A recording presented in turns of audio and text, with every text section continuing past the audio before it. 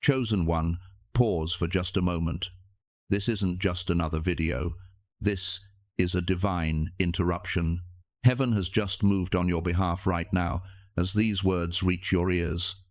Something irreversible has shifted in the spirit, not by accident, not by coincidence. The Most High has declared a divine upgrade over your life, not next month, not once you get it all together, but in this very moment. You see, what you've been calling delay, what felt like rejection, confusion, even silence, was never punishment. It was preparation. It was heaven's way of protecting something sacred in you until the time was right. And now the time is right. Most will never understand this part of the journey. They'll mislabel the wilderness. They'll despise the waiting. But the wilderness is where the word becomes flesh, where faith is made real. As it is written in Deuteronomy 8:2, remember how the Lord your God led you all the way in the wilderness these 40 years, to humble and test you in order to know what was in your heart. The wilderness isn't a place of absence, it's a place of installation. Something has been quietly forming in the unseen. A shift has taken place in the architecture of the Spirit, one that cannot be reversed and cannot be resisted. And now the veil is lifting. The upgrade has been scheduled in heaven, and it's about to manifest in your reality. This upgrade is not about becoming someone new. It is heaven restoring the original version of you that was written before time began. In just a moment, you'll hear the 3 hidden areas God has already begun to upgrade in your life, things you didn't even know to ask for. But before that, you must understand. This level of breakthrough required deep preparation. It required silence, surrender, stillness. And if you feel something stirring inside you right now, that is not emotion, it is recognition. Heaven is confirming what your spirit already knows. So, if this word speaks to your spirit, if something in you knows this is for you, don't just scroll past. Step forward. Type Amen in the comments below as a declaration, a bold sign that you're ready to walk in your God-given purpose. And stay with this message until the very end, because we'll be closing with a prayer that marks the beginning of your next chapter. Heaven has already moved. Now it's your turn. Chosen one, now that heaven has revealed its timing, is now not later, not someday, but now there is something even deeper you must understand. This message is not just about promise, it is about preparation for the promise, and why many live their entire lives never fully stepping into the spiritual power they were designed to carry. You've been living beneath your spiritual capacity, not because you've been disobedient, not because you lack belief, but because you've unknowingly tried to carry divine weight with human tools. There is a difference between being chosen and being ready. And readiness requires alignment, not just in behavior, but in the way you think, the way you respond, the way you interpret what's happening to you. You see, God doesn't just change situations, He changes systems. And what He is doing in your life now is not about tweaking something small. It is a full reset of how you operate spiritually, emotionally, and mentally. But here's the part that most don't see until they're in the middle of it. An upgrade feels like disruption before it feels like elevation. To illustrate this, think of when Jesus called Peter out of the boat in Matthew 14. Peter was already a believer. He had already seen miracles. He had already been walking with the Son of God. But in that moment, Jesus didn't just want Peter to witness a miracle. He wanted Peter to become part of it, to step into the impossible. But Peter's old mindset, his old software, couldn't handle the new experience. He started sinking not because the water changed, but because his thinking couldn't sustain his faith in the middle of it. That's what many are experiencing right now. The waves aren't new, but your system is outdated, and God is saying, it's time to install the upgrade. But here's the uncomfortable truth. Before anything can be installed, something must first be removed. In the natural, An upgrade means letting go of older versions that no longer serve the present purpose. Spiritually, it's no different. The Most High will not pour new oil into cracked vessels, as Jesus said in Luke 5:37. No one pours new wine into old wineskins. Otherwise, the new wine will burst the skins, the wine will run out, and the wineskins will be ruined. The upgrade you're sensing in your spirit, it's being delayed, not by opposition, but by resistance to release. Release what, exactly? That outdated version of you, the one built on survival instead of surrender, the self-image shaped more by past pain than present purpose, the defense mechanisms that kept you safe in one season, but are now keeping you stuck. For some, it's the toxic relationship that once filled a void, but now drains your joy. For others, it's the overachieving mindset that made you feel in control, but now keeps you from resting in God's provision. What are you still clinging to that God whispered about months ago, saying gently, "Let it go"? What lie about yourself have you protected because it was familiar, even though it's false? This is not about shame. This is about freedom. Because until you uninstall the old, the new can't function. A woman once shared her testimony about how, for years, she kept replaying a script in her head that said she was too broken to be used by God, abandoned by her father, failed by the church. She carried those wounds into every relationship, every opportunity. And she loved God, but she didn't trust that God loved her back in a way that could redeem her story. It wasn't until she dared to confront that narrative, until she stopped defending the broken version of herself, that something shifted. And when it did, her entire life began to align. Ministry flowed, peace returned. Her voice, once silent, became a healing sound for others. That was the upgrade, but it required uninstalling the story she'd believed for far too long. This is the holy work, now in front of you. And make no mistake, the upgrade isn't addition, it is restoration. It's heaven stripping away the dust of disappointment, the layers of rejection, the false code of fear. It's about returning to the version of you that was first spoken into existence by the breath of God himself.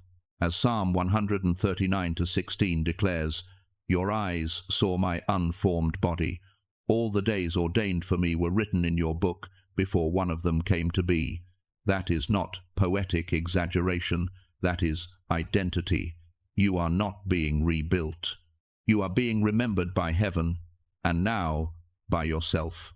So if you've felt like something has been stirring deep within you, if you've felt uncomfortable, stretched, restless, this is not spiritual failure, it's spiritual transition. You are not being torn apart. You are being reformed. Chosen one, if only you could see what's already been declared in heaven about this next season of your life, you would understand why so much had to break before it could be rebuilt. You are not being reset for survival, you are being recalibrated for spiritual mastery. When this divine upgrade reaches completion, you won't just function better, you'll begin to operate at a level that startles even you. Not because you've become someone new, but because you've finally aligned with the person heaven always knew you to be. Now, listen carefully, this upgrade isn't general, it's specific. There are 3 dimensions to it, and while many believers may stumble into one and a few reach 2, very few ever access the 3rd. But it is the 3rd that changes everything. And to truly step into what's coming, you must understand each layer, because heaven is not just releasing favor, heaven is releasing function. The first dimension is the upgrade of sight, and not just natural sight, but spiritual discernment. You've been navigating life through limited vision, interpreting closed doors as rejection, delays as denial, and resistance as a sign to quit. But this is not how the Most High sees. In fact, the word says in 1 Samuel 16:7, "People look at the outward appearance, but the Lord looks at the heart." You've been looking at appearances. God is upgrading your ability to perceive what's really going on beneath the surface. There are moments in life where you think you're surrounded by problems, but in truth, you're surrounded by provision. Consider the story of Hagar in Genesis 21. Cast out, abandoned, and near death, she lays her son down and begins to weep. She believes it's over. But then the scripture says, "Then God opened her eyes, and she saw a well of water." Genesis 21:19. The well had always been there. Her eyes just weren't open to see it until heaven intervened. That's what's happening to you. God is opening your spiritual eyes, not to see something new, but to see what's been there all along. Overlooked resources, hidden allies, assignments disguised as inconveniences. As your sight shifts, your values shift. You'll stop chasing the flashy and start recognizing the divine. You'll stop being drawn to what's loud and start following what's anointed. But here's the truth. Many miss upgraded sight requires clean lenses, and you can't see clearly through a filter of bitterness. You can't hear God accurately if everything is interpreted through trauma. You can't discern opportunities while wearing the glasses of fear. Ask yourself, what lens am I still looking through that distorts my reality? Is it offense? Is it comparison? Is it the fear of being disappointed again? Whatever it is, the Holy Spirit is revealing it not to shame you, but to remove it. Because what's coming next requires clarity, and clarity only lives where pain is no longer the interpreter. The second dimension is upgraded authority. And this is not the kind of authority that's loud or controlling. It is the quiet kind that shifts atmospheres without saying a word. It is the authority that doesn't strive, it speaks, and things move. As Jesus declared in Mark 11:23, "Truly I tell you, if anyone says to this mountain, 'Go, throw yourself into the sea,' and does not doubt, it will be done." That kind of authority comes from knowing who sent you and what you carry. Authority isn't something you earn. It's something delegated, but few walk in it because they've never been taught how to activate it. You've been taught how to pray for breakthrough, but not how to speak from victory. You've been trained to survive spiritual attacks, but not to command the atmosphere to shift. But God is changing that now. Here's the deeper truth. Authority without character is corruption. That's why the wilderness was necessary. That's why some prayers felt unanswered and some doors stayed closed. The Most High has been testing not your performance, but your posture. He's been refining your heart so you wouldn't carry pride into the places where power is required. Because if authority lands on ego, it turns into manipulation. But when it rests on a surrendered vessel, it becomes freedom not just for you, but for those around you.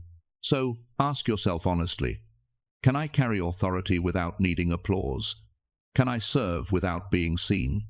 Can I obey without explanation? Because this kind of authority will sometimes require you to move in silence, to be overlooked by man while being handpicked by heaven. And if you need validation to keep going, you won't be able to handle the hidden places where your greatest impact will happen. Now we come to the third dimension, the one few ever touch, the upgrade of assignment. Everything until now has been preparation, the stretching, the waiting, the tears that no one saw, the prayers that went seemingly unanswered. It was all foundation. But now, God is activating your mission, and it's going to be larger, heavier, more sacred than you expected. Not glamorous, not always understood, but undeniably ordained. Isaiah 60:22 declares, "The least of you will become 1,000, the smallest a mighty nation. I am the Lord, in its time I will do this swiftly." This is that time. The expansion is beginning not to inflate your image, but to fulfill your impact. But here is what must be understood. An upgraded assignment demands an upgraded infrastructure.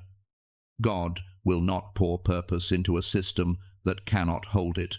That's why He's been teaching you how to be faithful in small things. Why He's let you lead when no one was watching. Why He's been molding you in obscurity. Because what's coming next would crush the old version of you. You thought you were waiting for doors to open, but heaven was designing a gate, a specific access point, custom built for your calling. And when you step through it, you'll realize why nothing else ever worked.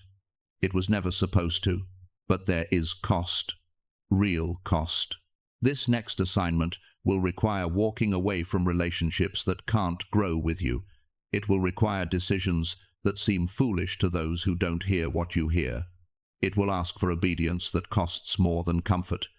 It may even lead you through moments of isolation, because consecration often begins alone. But the reward isn't applause, it's impact, generational impact, eternal legacy. So, as this upgrade unfolds of vision, of authority, of assignment, understand this. It's not just about changing your life, it's about changing lives through yours. And now, the resistance you've been feeling, the hesitation, that tightening in your spirit, that's what we need to address next. Because it's not just about stepping forward, it's about letting go. And there is something specific heaven is asking you to release before this day ends, because what's waiting on the other side of that surrender isn't small. It's everything you were born for. Now, chosen one, we must speak honestly about the tension rising within you. Because even as heaven extends the invitation to step into your divine upgrade, there's a war quietly unfolding beneath the surface, a war not in the world around you, but in the inner chambers of your heart. You felt it. That quiet conflict between what your spirit knows and what your fear whispers. One part of you senses the pull toward something greater, something sacred, something long promised, but another part wants to run, to shrink, to protect what feels familiar, even if it's no longer fruitful. This internal battle is not weakness. It's evidence that something holy is being awakened. Whenever heaven releases something new, hell releases resistance, not always with thunder or fire. Sometimes it's subtle, a whisper in the dark corners of your mind. You're not qualified. You're not ready. You'll mess it up. You'll lose what little you've gained. People will walk away. You'll be judged. You'll fail like last time. Those lies often come dressed in the voice of logic. They sound reasonable. They feel protective. But they are not truth. They are chains forged in fear. And fear, as the word clearly states, does not come from the Most High. In 2 Timothy 1-7, it is written, "For God has not given us a spirit of fear, but of power and of love and of a sound mind." That means every anxious thought that keeps you stuck is not heaven's voice. That hesitation that says, stay small, stay hidden, stay safe, that is not the Holy Spirit. That's the voice of bondage, trying to convince you that freedom is dangerous. But freedom, by its very nature, will always feel risky to the parts of you still in survival mode. Look at the Israelites in Exodus 16. After being miraculously delivered from slavery, they found themselves longing to return to Egypt, not because Egypt was better, but because it was familiar. In the wilderness, freedom felt uncertain, unstructured, scary. So they started fantasizing about bondage. At least we had food there, they said. But God was offering more than survival. He was offering identity. And that's exactly what's happening now. Heaven is calling you into a space that doesn't look like anything you've seen before, a land you've not yet walked in, a level you've not yet operated at, and your flesh is asking, what if I'm not enough? But the Spirit already knows you were never meant to be enough without God. That's why grace exists. This moment you're in now, it's not about whether you're ready, it's about whether you're willing to believe God more than your past. Willing to trust the one who formed you more than the fears that tried to deform you. Willing to step into the unknown, knowing it is not unknown to him. Proverbs 3-5-6 speaks clearly. Trust in the Lord with all your heart, and lean not on your own understanding. In all your ways submit to him, and he will make your paths straight. That means you won't always have the full map, but you will always have the guide. And yet, here is the most sobering truth. Moments like this are hinges. They turn things, they shift timelines, they separate what was from what could be. You're standing in a threshold moment, a sacred pause, where the next step will shape the next season. And the question now is not whether God is ready to move. He already has. The real question is, will you move with him? Will you cling to what feels safe, or surrender to what is sacred? Will you keep rehearsing the old narrative, or allow heaven to write a new one? Will you reject the upgrade out of fear, or receive it by faith? Because what you choose in this moment will echo beyond this moment. And though fear may knock, it cannot be allowed to lead. This is a decision only you can make, but not one you have to make alone. For the Lord, your God, walks before you. And he never upgrades without preparing. He never calls without covering. He never begins what he doesn't intend to finish. Let every false voice be silenced now. You were born for this. Heaven has already said yes. The only decision left is yours. Chosen one, there is a holy work unfolding in you right now, one that won't make headlines, won't trend, and won't look dramatic to those around you. In fact, most won't see it. But heaven has not missed a moment of it. For it is in the quiet chambers of your soul that the most profound shifts take place, the kinds that don't announce themselves with thunder, but with a gentle trembling beneath the surface. You've likely felt it, even if you haven't had words for it yet. A sacred restlessness, a quiet discomfort with old conversations, old cycles, old roles. Places you used to fit now feel constricting. Things that once entertained you now feel hollow. There's no catastrophe, no grand event, just a growing sense that you can't return to who you were. That sensation, that's the beginning of transformation. Heaven always begins upgrades in secret, not in the spotlight, but in the shadows, not with applause, but with alignment. And before the Most High ever changes your circumstances, he rewires your capacity. Before he expands your influence, he deepens your roots. Before he entrusts you with what's next, he refines the vessel who must carry it. This is a divine pattern. Before David sat on the throne, he was alone with sheep and songs no one heard. Before Moses confronted Pharaoh, he spent decades in the desert, unlearning what Egypt taught him. Before Esther entered the palace, she went through 12 months of hidden preparation. Heaven hides what it is healing. So, if you felt tucked away, stripped of visibility, passed over, understand. This is not rejection, it is refinement. In this silent shift, the Most High is uninstalling belief systems built in the trenches of trauma. He is tearing down inner scripts that say, you're too much, or you're not enough. Agreements made in pain are being revoked by grace. Words spoken over you that tried to define you are being silenced by the truth of who you were actually created to be. This is why you're not drawn to the noise anymore, why attention no longer feeds you, why small talk wears you out, why shallow spaces feel suffocating. You're not breaking down, you're breaking through. And this interior transition isn't just emotional, it's spiritual. The Spirit of God is fine-tuning your discernment, sharpening your senses, teaching you how to recognize his voice above all others. You're learning to be led not by anxiety, urgency, or the validation of others, but by peace.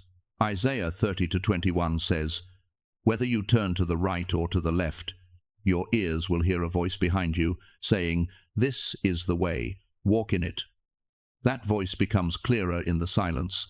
That's why this quiet season matters. This isn't the absence of movement, it's the alignment of momentum.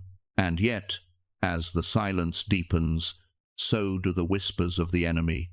You're stuck, you're invisible, you've lost your purpose. But those are the lies of someone who sees what's forming and fears it, because what feels like slowness to you looks like strategy in the spirit realm. You are not stuck, you are being stabilized. You are not forgotten. You are being fortified. You are not behind. You are being built. The Most High is anchoring your identity in what is unshakable, not in performance, not in popularity, not in predictable outcomes, but in presence, His presence. And when your soul learns to find peace there, you become unmovable. So yes, solitude is part of the process, not because you are being exiled, but because you're being established. The applause is quiet because you are no longer being fed by it. The platform is empty because your character is being deepened. The opportunities are paused because what you're carrying requires a foundation that cannot be rushed. And, make no mistake, this internal work is the upgrade. Long before you step onto any stage, receive any promise, or enter any new territory, heaven ensures that the vessel is ready, that your identity is no longer borrowed from pain, that your authority is not entangled in ego, that your clarity is not blurred by compromise. The book of Jeremiah reminds us, "Blessed is the one who trusts in the Lord, whose confidence is in Him. They will be like a tree planted by the water. Its leaves are always green. It has no worries in a year of drought and never fails to bear fruit." Jeremiah 17-7-8. That's what this season is forming in you. Deep roots, green leaves, resilient fruit. So, when you feel detached, when your soul grows quiet, when old labels no longer stick, and old desires no longer satisfy, do not grieve. You are being recalibrated for elevation. The version of you emerging from this silent shift is the version the enemy prayed would never awaken. This version does not chase platforms, it carries presence. It does not fear rejection, it walks in revelation. It does not settle for survival, it lives in assignment. This is not just transition, it is transfiguration. And when this process completes, when heaven whispers, "Now," you won't need confirmation from anyone else. You'll know, not because everything outside you changed, but because you did. The work has already begun. Honor it. Stay with it. For the glory to be revealed in you is weighty, and it is worth every hidden moment. Now, chosen one, allow this to settle deeply in your spirit. When you finally align your yes with heaven's timing, something extraordinary begins to unfold. Not slowly, not with warning, but suddenly, swiftly, quietly at first, and then undeniably. Because when God initiates a shift and you respond with obedience, acceleration begins that no human plan can explain. The prophet Isaiah captured this divine pattern when he recorded the words of the Lord. "I am the Lord. In its time I will do this swiftly." Isaiah 60-22. Not in your time. Not when it makes the most sense on paper. But in its time, and when that divine moment arrives, delay disappears.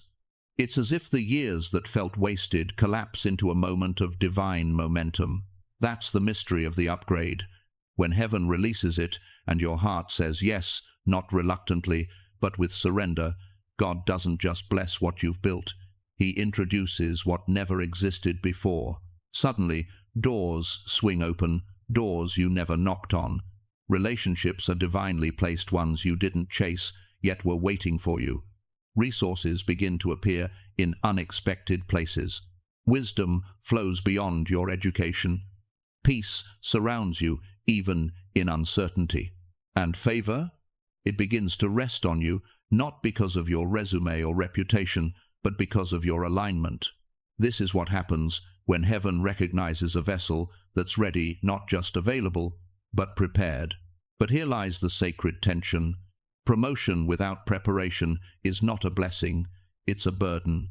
The Most High does not accelerate anyone He has not first refined. That's why this process you've been walking through, the isolation, the quietness, the pruning, it wasn't punishment, it was preparation in disguise. It was the potter shaping the clay when no one was watching. It was the refiner allowing the fire not to destroy you, but to draw the gold out from beneath the surface. You may not have realized it, but every hidden moment had purpose. When Joseph was betrayed, imprisoned, and forgotten in Pharaoh's dungeon, it would have been easy to believe he was disqualified. But in reality, he was in training for rulership. God was not just positioning him to interpret dreams, he was developing the wisdom and restraint to govern a nation. So, when the sudden moment came and Pharaoh sent for him, Joseph didn't just walk into a new position. He walked into prophecy fulfilled. And the same principle applies now. This is why the Most High has allowed you to walk through what looked like delay. It was never wasted time. It was weight training for the assignment you're about to carry, quiet tests of your character, lessons in stewardship, moments where no one was clapping, yet you chose integrity over applause. You didn't know it then, but those were the moments heaven was taking note.